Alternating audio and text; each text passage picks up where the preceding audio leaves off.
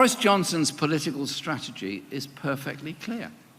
He wants to stage a showdown over a no-deal Brexit that he can repackage as a battle between Parliament and the people, with the people in this melodrama played by none other than that man of the people, Boris Johnson himself.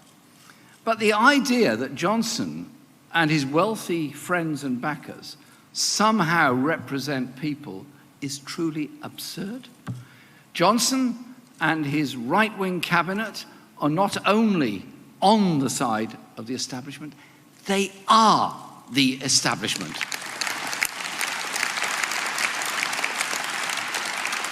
And this Tory government isn't so different from any other Tory government. They will help the rich to get richer and make working-class people pay. Johnson's reckless no deal would destroy jobs, push up food prices in the shops, and cause shortages of everyday medicines that people rely on. And it will disrupt supply chains in manufacturing industry and lead to all kinds of problems in many other places of work. And who bears the cost of that? It wouldn't be Johnson and his wealthy friends. It's not their livelihoods on the line. It will be the rest of us. Just as it wasn't the bankers, who Boris Johnson still defends, who paid the price for the financial crash of 2008, it was tens of millions of working people who had absolutely nothing to do with it. For the Tories, this is about so much more than leaving the European Union. It's about hijacking the referendum result to shift even more power and wealth to those at the top.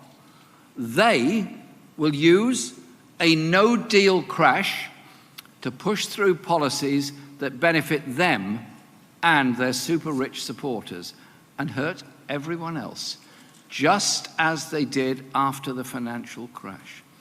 Under the cover of no deal, they will sell off our public services, strip away the regulations that keep us safe, and undermine workers' rights.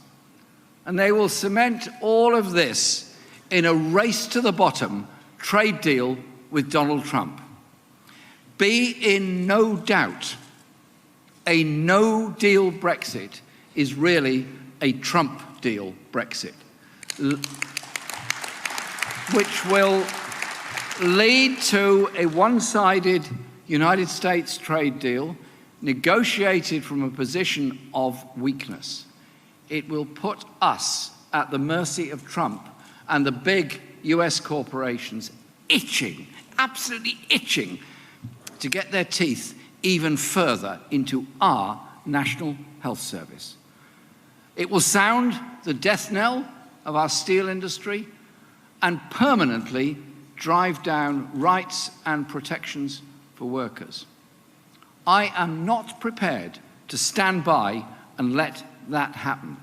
And we won't be importing the so-called right-to-work laws from the United States, an Orwellian name if ever I heard one, or any other union-busting laws opposed by our comrades and brothers and sisters in the American trade unions that Trump will want to impose on workers in this country. A Trump deal Brexit would be a betrayal of the generations of workers who went before, who fought so hard to win rights and build the public services that bind our society together. That's their legacy, their gift to us. We're not going to let Boris Johnson trade it all away for a sweetheart deal with Donald Trump.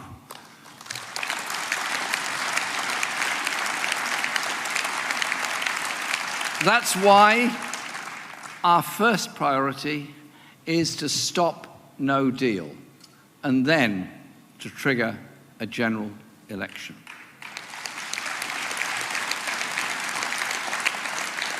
Amber Rudd's resignation confirmed that the government is not serious about trying to get a deal in Brussels.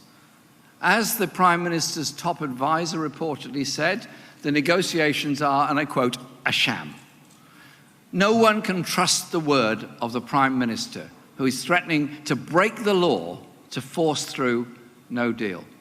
So, a general election is coming. But we won't allow Johnson to dictate the terms. And I can tell you this, we're ready for that election. We're ready to unleash the biggest people-powered campaign we've ever seen in this country and in this movement.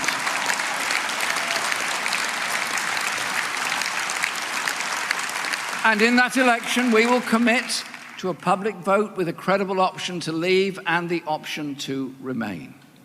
Labour is on the side of the people in the real battle against the born-to-rule establishment that Johnson represents. We stand for the interests of the many, the overwhelming majority, who do the work, pay their taxes, not the few at the top, who hoard the wealth and dodge their taxes. It's Labour's historic mission to transform people's lives, and that transformation begins in the workplace.